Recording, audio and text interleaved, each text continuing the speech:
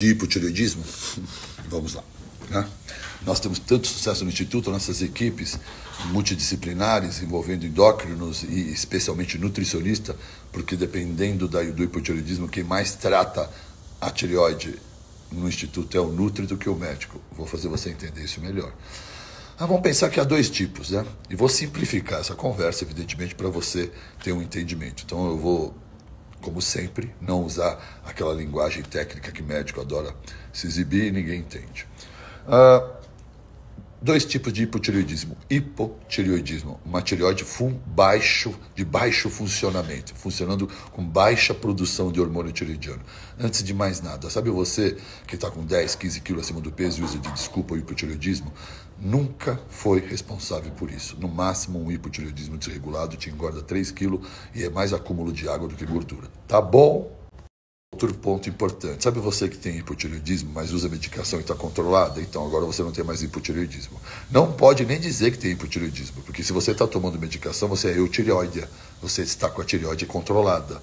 E estando com a tireoide controlada, você não é mais hipotireoideia e tampouco tem complicações disso para justificar seu sobrepeso ou a sua engordada, dizendo que é sua tireoide, sendo que todo dia você toma hormônio tireoidiano e nos exames eles estão regulares e você não tem nenhum problema de frio, temperaturas ou de falta de hormônio tireoidiano e suas complicações, a não ser o sobrepeso. Então, muitos de vocês, assim como o Ronaldo Fenômeno, adora colocar a culpa na tireoide, né? Apesar de tomar uísque, comer pizza e fazer um montão de... Imagina se a barriga do Ronaldo Fenômeno fosse de responsabilidade da tireoide. Então, é uma mentira, nunca foi verdade, assim como uma grande parte de vocês se esconde atrás de algo que não é verdadeiro. Tá bom? Depois dessa desnudada, né?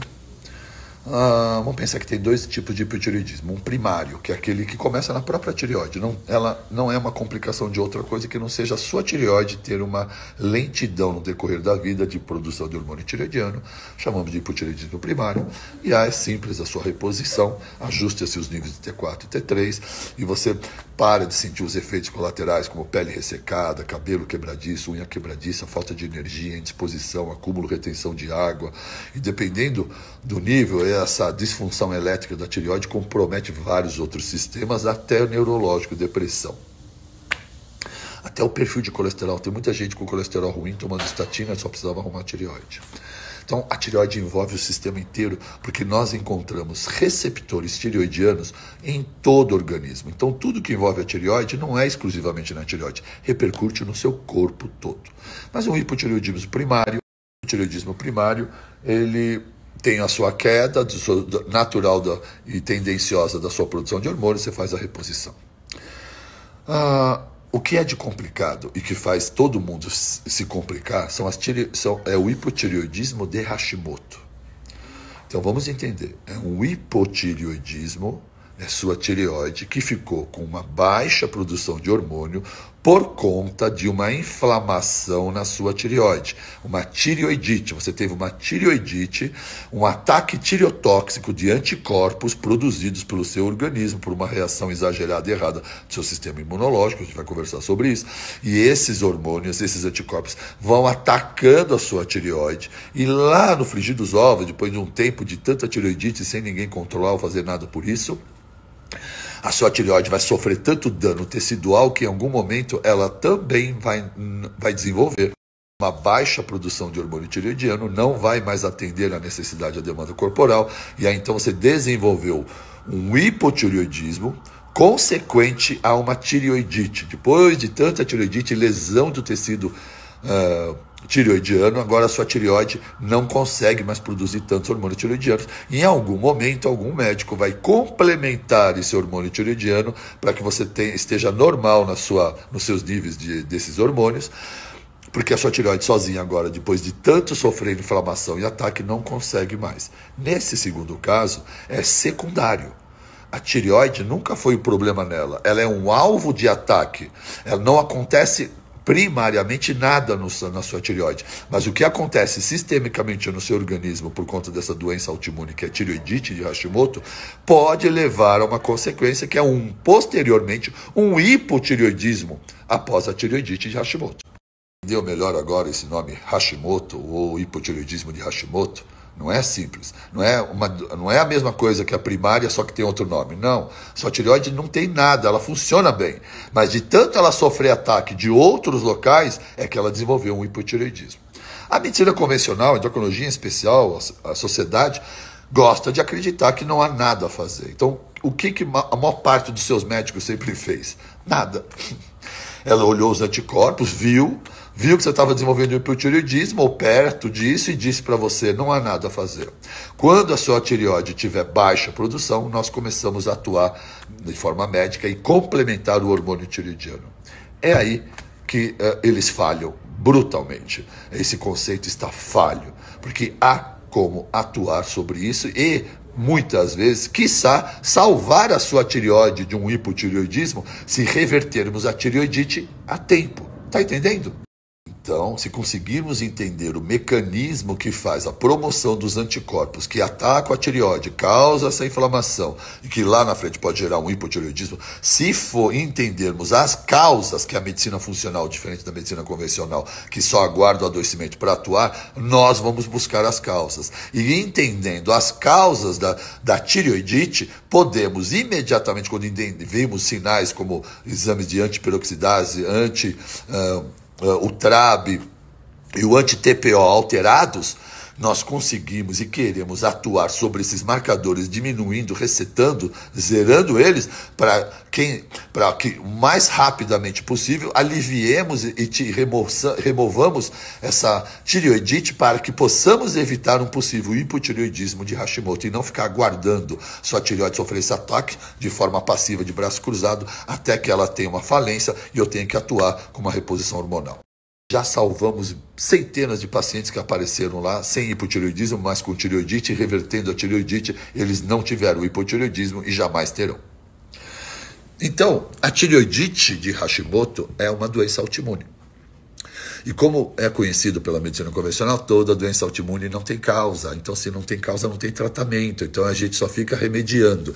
Esse é um conceito comum na gigante maioria da reumatologia e da endocrinologia. É lógico que já existem profissionais com conhecimento de medicina funcional e próprios endocrinologistas. Aqui no Instagram você encontra aí Janaína, Juliana, alguns nomes que já pensam fora da caixa, mas são 1, 2, 3 pessoas dessa área que pensam assim. A gigantesca maioria ainda pensa errado, não faz nada, só aguarda a tireoide falir para repor hormônio.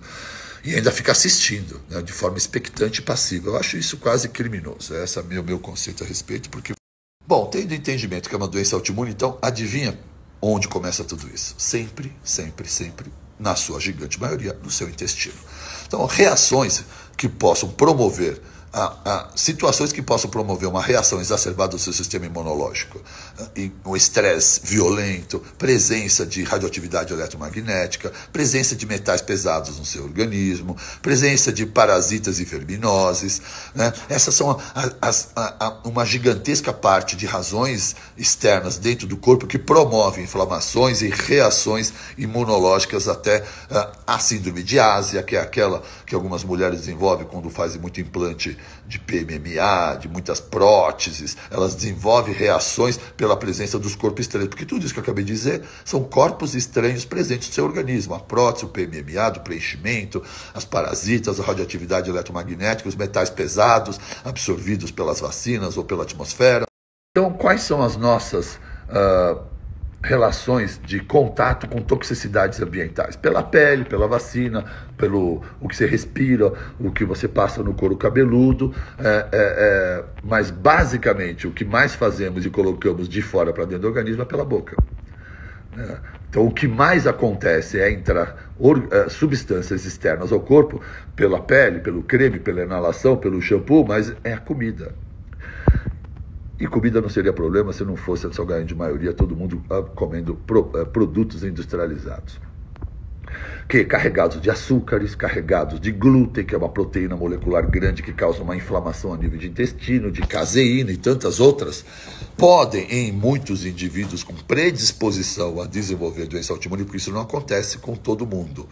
Aqueles que têm predisposição a doenças autoimunes, nesse ambiente, vão dar o start para alguma doença. falando do glúten especificamente, todos os posts e tudo que eu falo aqui sobre as permeabilidades, podendo manifestar urticárias, alergias, coceiras, dores articulares, um montão de coisa. Mas a permeabilidade intestinal em alguns indivíduos vai gerar o desenvolvimento de uma doença autoimune. Então, o intestino, dentro do intestino, daqueles 6 metros do intestino delgado, vamos fazer um parede. Sabe uma parede de tijolinho à vista? Uma parede. Sabe aqueles tijolinhos? Os tijolinhos são os enterócitos, são as células do intestino. E cada tijolinho é ligado a outro tijolinho por um cimentinho, que é chamado tie junctions. São as ligações fortes, tie junctions. Essas junções fortes fazem as aderências entre as células do intestino para que não haja passagem entre uma célula e outra. E só pela própria célula e mucovilosidade dela é que absorve os nutrientes para dentro do seu organismo. O restante do alimento continua pelo intestino e é eliminado como fezes, ok? Então você imagina uma parede de tijolinho à vista, enrolada, uma parte interna do seu tubo digestório, como se fosse toda essa parede de tijolinho. E os tijolinhos estão lá absorvendo os nutrientes. E absorve os nutrientes. O que não absorver vira o bolo fecal e é eliminado.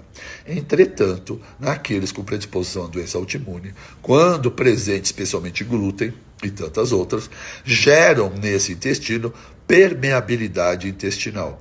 Permeia para fora do intestino substância, porque o intestino saudável deveria ser hipermeável. O que eu coloco na boca transita pelo meu esôfago e estômago, é absorvido o nutriente no meu intestino, é delgado, é absorvida a água no meu intestino grosso, o resto é eliminado como fezes. Entretanto, todos aqueles que têm predisposição a doenças autoimunes não apresentam essa hipermeabilidade intestinal. Pelo contrário, apresenta uma permeabilidade intestinal. E é nessa permeabilidade intestinal que acontecem todos os dramas.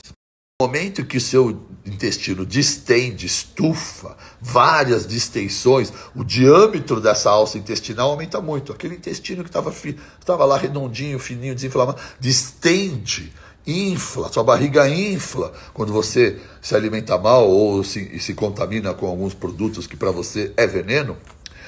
Nessa distensão, as tie junctions esgarçam e por ela atravessam substâncias para fora do intestino. Resto de comida, açúcares, corantes. E aí que você tem uma invasão enorme de corpos estranhos no seu organismo.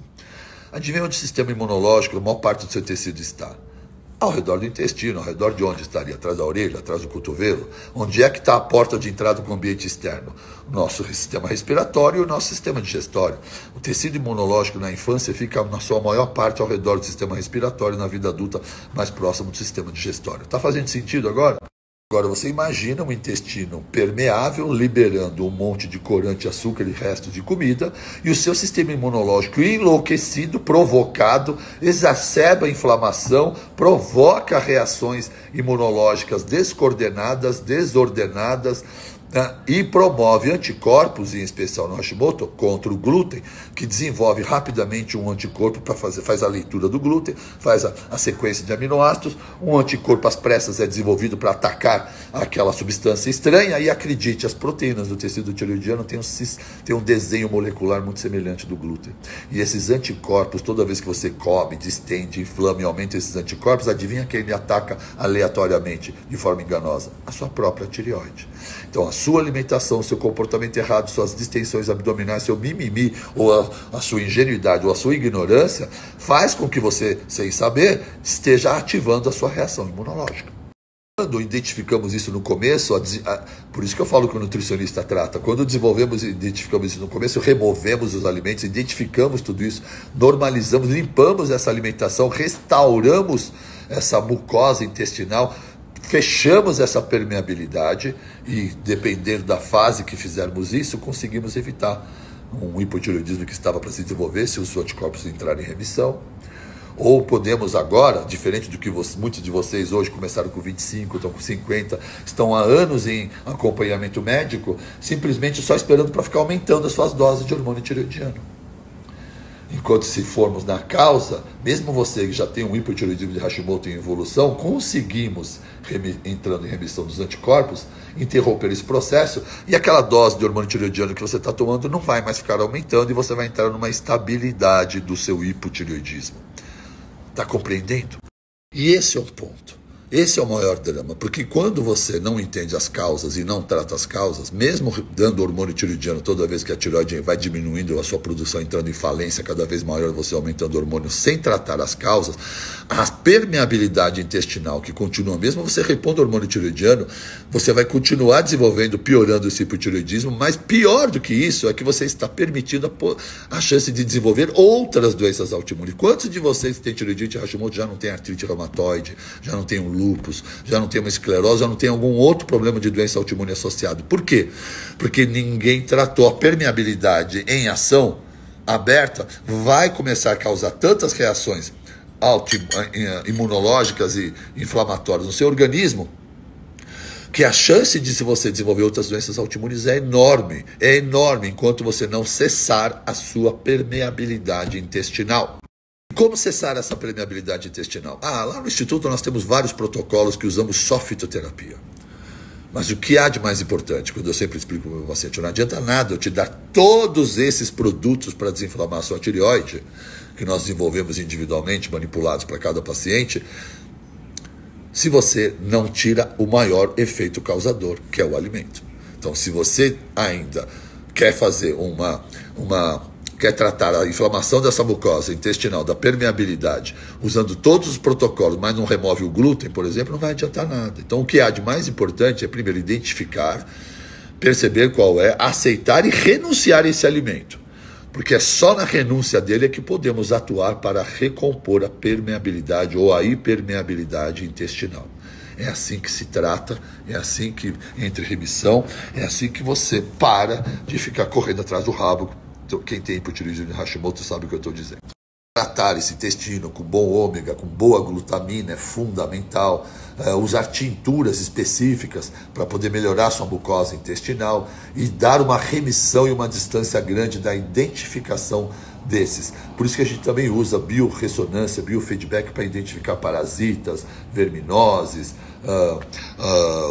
radioatividade eletromagnética, metais pesados presentes, muito mercúrio em muita gente, com muita presença de metais pesados, e a mudança alimentar e cessar essa permeabilidade intestinal para que se possa restaurar a integridade da sua anatomia, fisiologia e saúde intestinal e mucosa intestinal, fechando essa permeabilidade, transformando seu intestino novamente em algo hipermeável e aí então gozando de saúde. Tá bom, constelação? É isso. Valeu! E por isso somos felizes no Instituto, para o entendimento disso. Então, nossa equipe médica são mais de 10 médicos, endócrino, nutrólogo, ortopedista, ginecologista, cardiologista e os nossos ultrassonografistas conosco, e os mais de 6, já estamos em quase, está para entrar o 7º nutricionista no Instituto.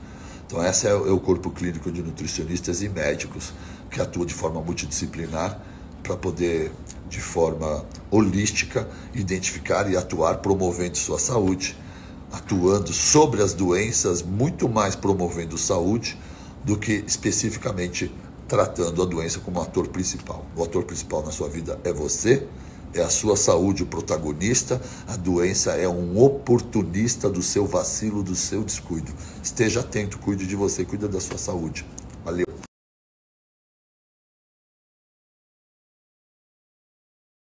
Ontem ficou uma dúvida: doutor, quanto tempo eu faço jejum para entrar em cetose? Isso não é matemática, amigo. Depende. Eu peso 105 quilos, você pesa 60 quilos. Você acha que eu entro em jejum antes ou você entra em cetose antes do que eu? Isso vai depender da individualidade, do seu tamanho corporal, da sua capacidade de armazenamento de glicogênio.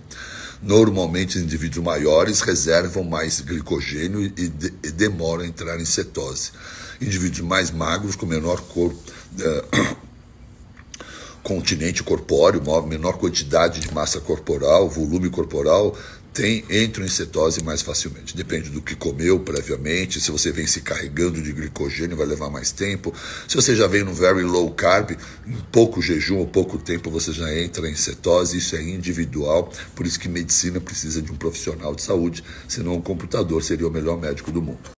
Coloquei um post de Hashimoto em um estudo que associa a relação clara, intrínseca, entre o consumo de glúten, a sensibilidade ao glúten ou ser celíaco e a doença de Hashimoto. Tem um destaque no vídeo, no meu bio, chama hipotireoidismo, você tem que assistir. Nós não estamos falando do hipotireoidismo primário, que é uma doença que acomete a tireoide primariamente, ela tem uma diminuição da sua produção hormonal, e aí você faz uma reposição, um complemento hormonal para cobrir essa disfunção da sua tireoide, e aí você normalizar a sua tireoide. Todo mundo que toma alguma tiroxina não tem mais hipotireoidismo, tá bom? Agora, existe uma doença de Hashimoto, que é causada pela permeabilidade intestinal do glúten, que provoca a formação de anticorpos que inevitavelmente atacam a sua tireoide, como um ataque de uma tireoidite. E essa tireoidite, esse ataque de anticorpos sobre a sua tireoide, vai levando a uma lesão no tecido tireoidiano. A Sociedade Brasileira de Endocrinologia tem como protocolo não fazer absolutamente nada. Ela é expectante, ela assiste a sua tireoide ser destruída, sem fazer nada. No convencional da formação, o que se faz na endocrinologia é aguardar a tireoide começar a falir e ter uma diminuição da sua função, para aí então o profissional especialista da área colocar o hormônio tireoidiano à medida que você já desenvolveu o hipotireoidismo. Porque, na verdade, ele não entende ou não acredita nisso que nós estamos falando, que há uma possibilidade de reversão e diminuição dos anticorpos tratando pela sua alimentação, especialmente removendo o glúten da sua dieta, melhorando a sua saúde intestinal, fechando a sua permeabilidade intestinal, diminuindo a produção de anticorpos contra a sua tireoide. É isso. Eu falo isso tranquilamente porque eu fui tratado pela endocrinologia. Hoje eu uso 250 microgramas de hormônio tireoidiano. Sabe por quê? Porque a endocrinologia, isso foi atendido pelo presidente da Sociedade Brasileira de Endocrinologia durante a minha infância, eu e minha mãe, não faziam nada. Só esperava a minha tireoide falir para cobrir mais hormônio, até que ela chegou nesse ponto de eu precisar de 250. Hoje eu sou um homem muito feliz que eu consigo ajudar milhares de pacientes a não desenvolverem esse hipotireoidismo tão avançado, tentando coibir esse ataque dos anticorpos, entendendo a fisiologia disso, o acontecimento disso, entendendo a relação nutricional que isso tem e a sua saúde intestinal, a sua permeabilidade intestinal, leaky gut, como queira, na causa da formação dos anticorpos que causam a tireoidite. E essa tireoidite vai levar a um hipotireoidismo secundário. A sua tireoide, ela é vítima de uma doença autoimune. Ela não é o foco principal dela. É isso. E são milhares de casos que nós descobrimos no começo e conseguimos evitar um hipotireoidismo cuidando dessa permeabilidade intestinal, ou até de alguns indivíduos, pacientes já estavam usando 25 ou 50 microgramas e pararam aí, porque entenderam, aceitaram as renúncias alimentares, melhoraram o seu estilo de vida, os anticorpos cederam, e isso a gente faz os anticorpos caírem através da alimentação. Através basicamente da exclusão. Não tem alimento que faça isso melhorar, mas temos que identificar os alimentos que estão fazendo isso piorar.